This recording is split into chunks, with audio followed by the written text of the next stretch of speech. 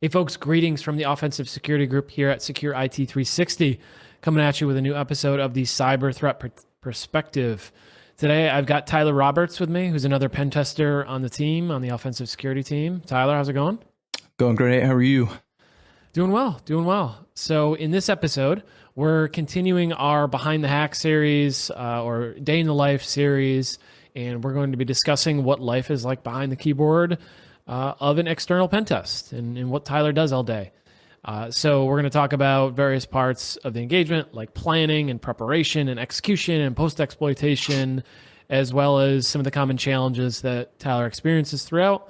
So if you enjoy this episode, if you like the podcast, feel free to share it on LinkedIn, subscribe, like, follow, and all that good algorithm stuff. It helps us out, helps us reach more people, and helps us share our wisdom with more people and get the word out. So I appreciate that. So, Tyler, external pen test planning and preparation, right? What are some of your thoughts on how you prepare for an external pen test?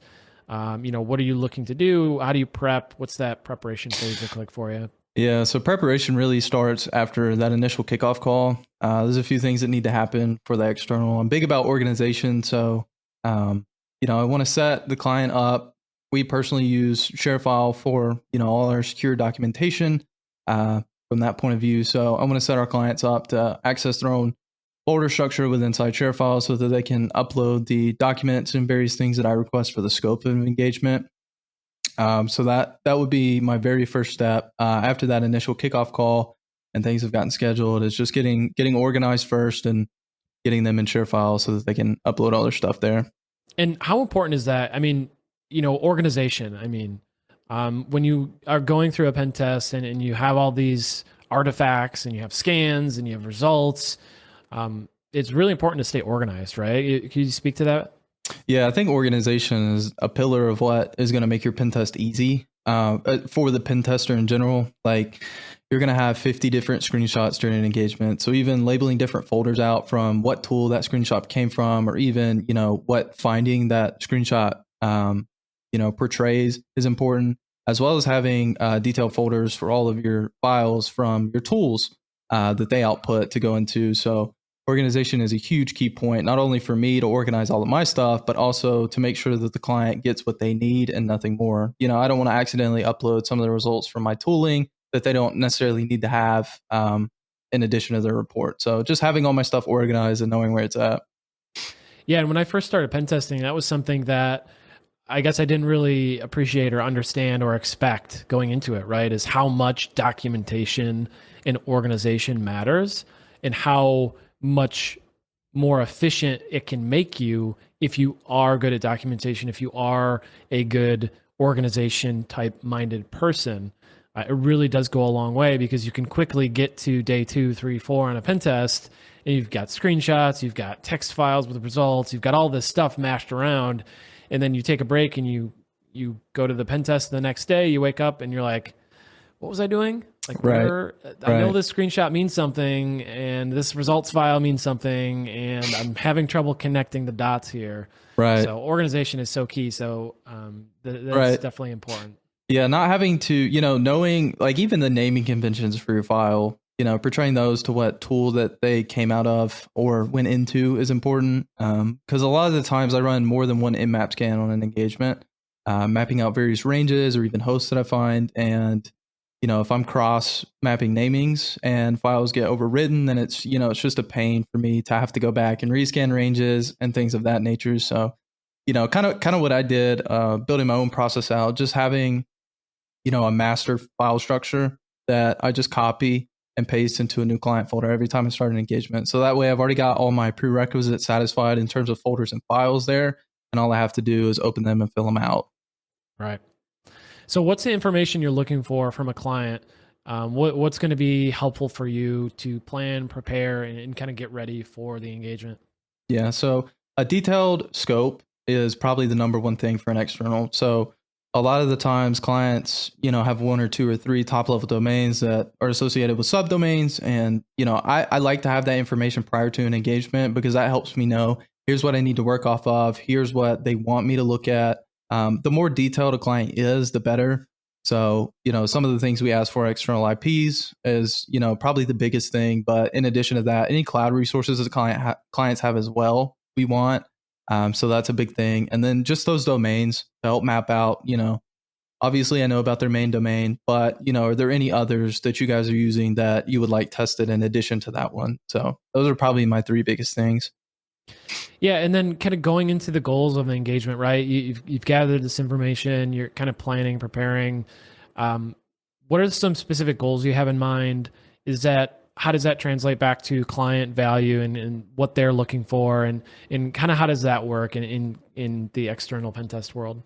Right. I feel like I kind of let the client dictate the goals. A lot of the times during the scoping calls and the kickoff calls, the clients will tell me, hey, there's some certain sensitive systems out there that I want you to look at. And I take note of that. And I kind of let the client guide what the goal is of the pen test. If there are certain systems that they want me to try and get access to, or certain accounts that are sensitive, they want to make sure are secured, different things like that. But my overall goal in engagement is to find as many vulnerabilities as I can in that time frame, because I want to provide the most value that I can. And so, most times people think external penetration test, you're looking for initial access. Yes, but in addition to initial access, I'm looking for, just those vulnerabilities that point to an organization's, security posture. I want to make sure that their security posture is good. And so looking for more than just initial access, I want to find as much as I can during my time. Yeah, because there's not always a way in, right? There's not always going to be initial access. You're not always going to compromise an account or, get access to an internal system or something like that. So it's important that we identify risk to the organization, right? And I think it's what you're, getting at is, identifying risk and being valuable, even though we don't get access or we don't compromise something, it's still value add for the client. Right. So you sit down in your chair, right? Let's talk execution now, right? Day one of a pen test, external pen test. What are kind of your first steps? What is your kind of go-to methodology from a 1, 2, 3 standpoint? What are the first things you're doing, and kind of how are you thinking through that process and why you're doing those things? Yeah, my biggest thing on day one is really recon, and I've kind of postured my external process to be automated. So a lot of the tools that are a little bit monotonous to run, I've automated so that I can spend more time going hands-on with clients' resources that I find during that day. Some of the things I'm looking for on day one are hosts, subdomains. I'm looking for anything they have that they might not know about, like additional IP ranges that maybe they forgot about. So day one is just a huge research day. So it's a lot of hands-on keyboard typing, clicking, looking at various things, and just gathering as much information as I can. And that's important, right? Because in automation, is important for that process, because you have a certain scope, right? You have a certain number of systems you have to evaluate, and it makes sense to make your process as efficient as possible, right? So you're not just sitting there waiting for scans to finish and stuff like that, right? Right. Being able to run scans in tandem with doing manual research and validation of things is super key, because it allows you to spend your time a lot more efficiently. So yeah, I feel like automation is a huge part of my process. So what are you looking for? You're on an engagement, right? You're poking around, you're looking at things. What are the things that you're kind of looking out for? Maybe that's a thread that you're trying to pull on. What are the red flags? What are the things you're kind of looking for that's going to point you in a direction to kind of pursue further or dig deeper? Yeah. It really depends. If I'm looking at IPs strictly, I'm looking for any sensitive ports. I'm looking for strange ports that may be open.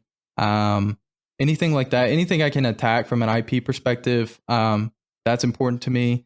In addition to that, I'm looking at various hosts that are, web applications that are public facing that I have access to. A big thing I try and look for are authentication points. One of the main things I do every time I see an authentication point is it never hurts to just throw in a test username, test password, and just see what that authentication point sends back. A lot of the times you see some overly verbose APIs that send back responses that, okay, I can enumerate users here, or hey, I've got the internal IP of the system now. And in addition to that, I'm looking for any softwares that various systems are running. I want to take note of, say they're running WordPress. I want to check that WordPress instance for vulnerabilities. And then I'm also looking for software versions of, different top level systems like Apache to try and find vulnerabilities on that as well. Yep. Now, talk to me a little bit. We kind of skipped over a little bit of, recon, OSINT, and in that kind of enumeration. How does that play into your process, and what does that look like for you from an external standpoint? Like enumeration of users and Yeah, users, passwords, things that you're going to use to try and breach the network. right. So everything from my day one in terms of enumeration feeds into the rest of my days. So, that's something I spend a lot of time on. I want to gather a big of a footprint as I can because that footprint plays into what I'm going to attack my subsequent days. So a big thing is users, trying to find users however I can, whether that be different applications that may disclose them or, hey, meet the team page. Those are things I'm looking for during those days to use. In addition to that, I'm using, I don't even know how many different tools to find different subdomains because those are very, very pivotal for organizations because a lot of the times the IP ranges they're going to list, not all the subdomains they have are sitting on those IPs. So finding those subdomains, those are key points of attack a lot of the times I find. How often is it during an external you find some property that the client owns that they didn't know about? It's probably 50% of the time. I could flip a coin and, 50% of the time I'm going to find something they don't know about. And then how often do those end up resulting in, additional vulnerabilities or additional risk? Well, one of the biggest things, it's a low risk vulnerability, but people forget, hey, I have this subdomain sitting out there. That subdomain gets parked, it's the low hanging fruit on externals that I find a lot of the times clients forgetting they own domains and now they're pointing to something random or, there's other people's content being hosted on their subdomains just because they've gone back to the vendor and they've forgotten about them. So a lot of the times it's, lack of deprecation from an organization side where they just have completely forgotten about these things and they've gotten, really old and really outdated and it still points to their name. Yeah, and it points back to, like asset management. One of the foundational controls in the CIS controls, right, is asset management. That's kind of a core component of this. And I think one of the great reasons to have an external pen test, right, is we are very skilled at finding things that, are unfindable. Right. Finding things that are not known or finding things that are kind of hidden or kind of more innocuous looking and they don't look like a risk, but they actually are. And so that's the value that we provide in an external pen test is kind of that different approach to it than just here's my asset, here's the patch, or here's the version it's on, et cetera, et cetera. Right. Yeah. So let's talk about, I do want to talk about password springs. I think that's an important component. What does that process look like for you from a password spraying perspective? How are you kind of targeting an organization for a password attack? What kind of attacks are you kind of using and how does that kind of value the client? How does the client get value out of that from the engagement? All right, there's 3 different attacks we do on mainly every pen test. We're going to do credential stuffing, we're going to do brute forcing, and we're going to do a password spray, right? So one of the first things we do in the process is we go out on the dark web, we're looking for compromised credentials, right? And then we're going back, and before we password spray, we're checking to see, hey, are any of these users' credentials that were leaked in a data dump or something like that we found, are they still in use on any company application, right? So that's step 1, which would be credential stuffing. Another thing we do is oftentimes we see ports like FTP or SSH, which are authentication points for us. And those typically don't have lockout policies. So we're sending mass amounts of login attempts to those. And then in addition to that, we're also password spraying in organizations. It depends on what they have, but mainly it's either they're using Google or they're using Microsoft 365. So we're spraying one of those environments just to try and gain initial access because a lot of the times there's password reuse across the environment. So if you pop the user's email password, it could be the same password they're using to log into the VPN, and then you have your initial foothold. So, and that's definitely happened before, right? Yes, many times. And so that's a value too, is, helping clients identify weak passwords throughout their organization. Because one of the biggest threats nowadays, is token theft, right? So if I'm able to phish a user, if I'm able to guess their password, and kind of pivot to a system that they're using, or kind of man in the middle, that's a big threat nowadays, is token theft. And having strong passwords and having good MFA policies is really important. So on that note, let's say you get a password, right? You do a password spray and you get a password. It says, "Hey, this might be valid." What's your next step? What's your kind of thought process to kind of validate that? Yeah, the first thing I'm going to do, DavTac put out a great tool. Shout out to him. MFA sweep, right? So that's going to check every Microsoft API for that user's credentials, and it's going to check if it has MFA deployed. I recommend organizations use this just regularly to check, hey, are all my endpoints secured with MFA? But that is the first thing I'm going to do. Why? I'm looking for endpoints that aren't MFA that I can authenticate to, that I can potentially pivot from.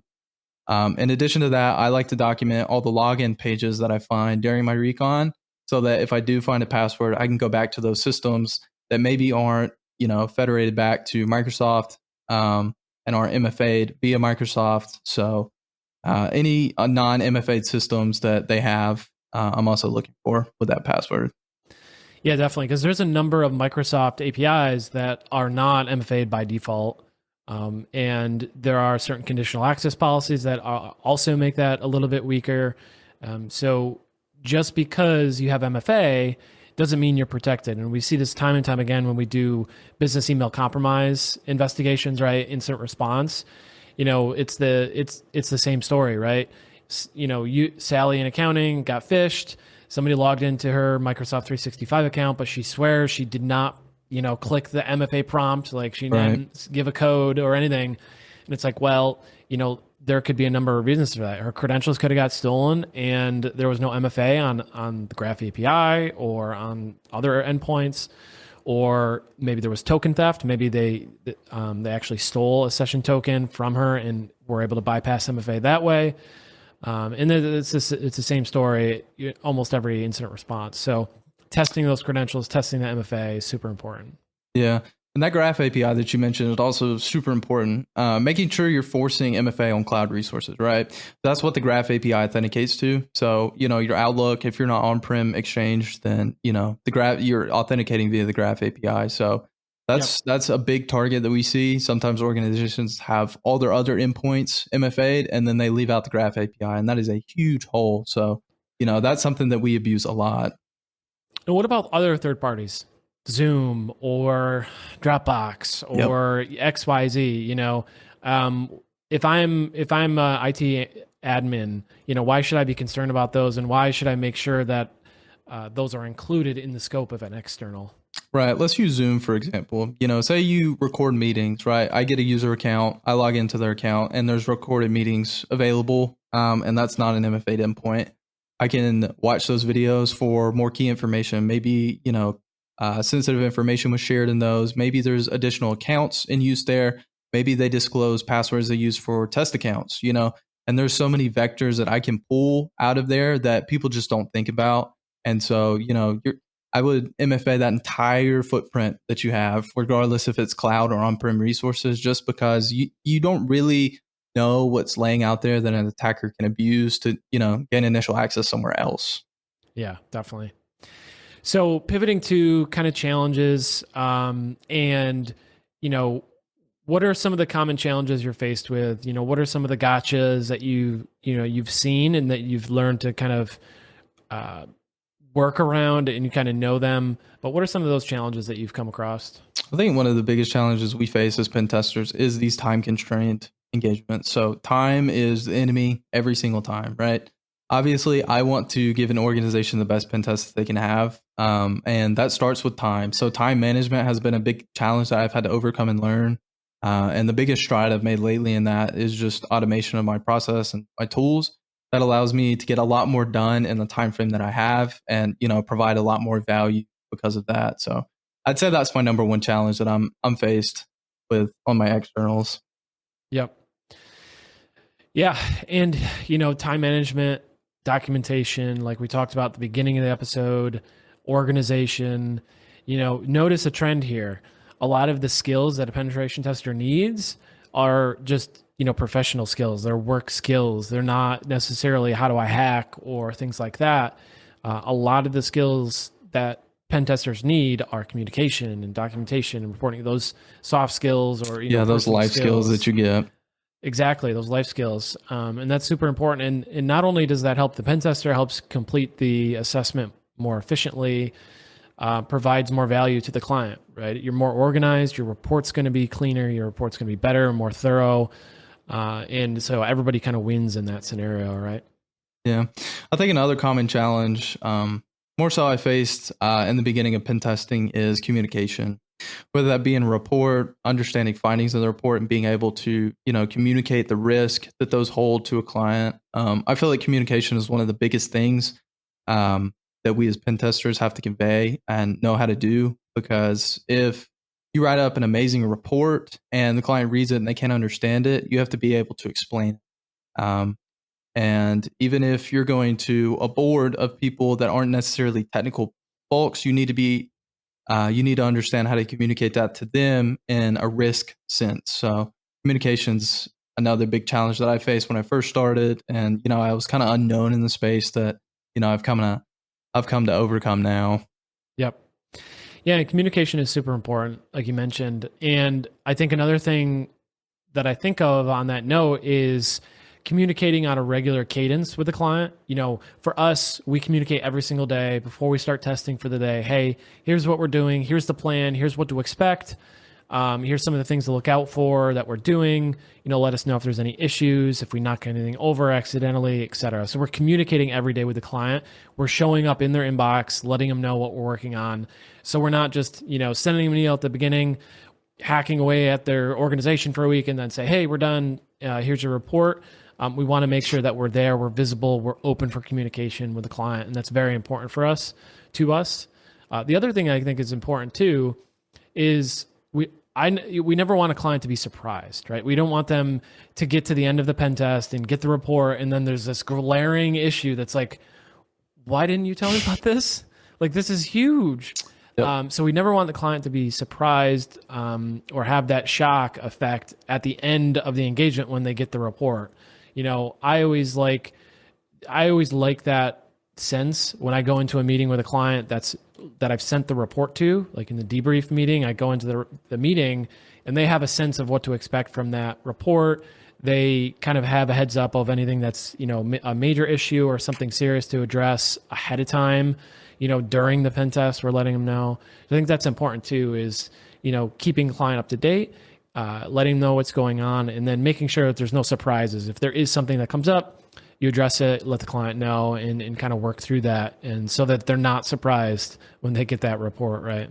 Right, and to kind of build on that, guys, we're not communicating, every finding that we find. It's just the big stuff. We never want to go into a meeting and there be a critical finding that should have been fixed yesterday, and we're just now communicating it in this handoff meeting. We always want a client to feel like, they know what we're doing. A big thing we do on externals that kind of helps alleviate some of that pain point of a client being unknown is giving them the source IPs that our traffic's going to be coming from. Because every single engagement, I get clients reaching out to me, hey, I saw this traffic coming from your IP, just wanted to let you know that we saw it. And if they wouldn't have had my IP, they would have been emailing me in a panic. Hey, is this you doing this? Is this somebody else? So, that's a big thing for us as well. And that communication point is just letting the client know what we're doing, when we're doing it, where it's going to be coming from. Yep. So to wrap up, is there any misconceptions or things that you think people don't necessarily know about when it comes to external pen testing, or something that's underappreciated, or just a misconception in general that you'd want to share? I think a lot of times when I explain external pen testing to people don't realize this is all publicly available assets. Everything I'm touching is something that anybody on the internet can touch. And I think that kind of goes unknown. We have better tools at finding it, but everything we do is something that's on the internet. And I feel like that comes to haunt clients sometimes, because some of the stuff we find should not be public facing, should not be accessible to me. But I feel like that's kind of one of those ambiguous things that people don't really think about, is everything that I touch on this engagement and I find is stuff that you have facing to the entire population of the internet.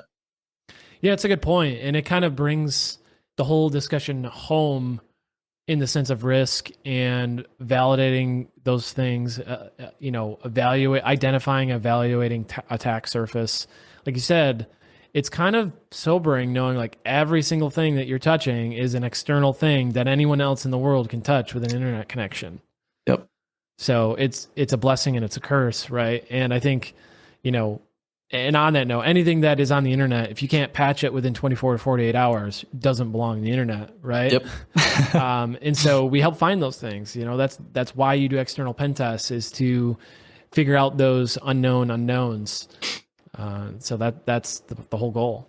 Yeah, and part of what I do as part of my process, I list out everything I touch with a tool. So that's every host I find.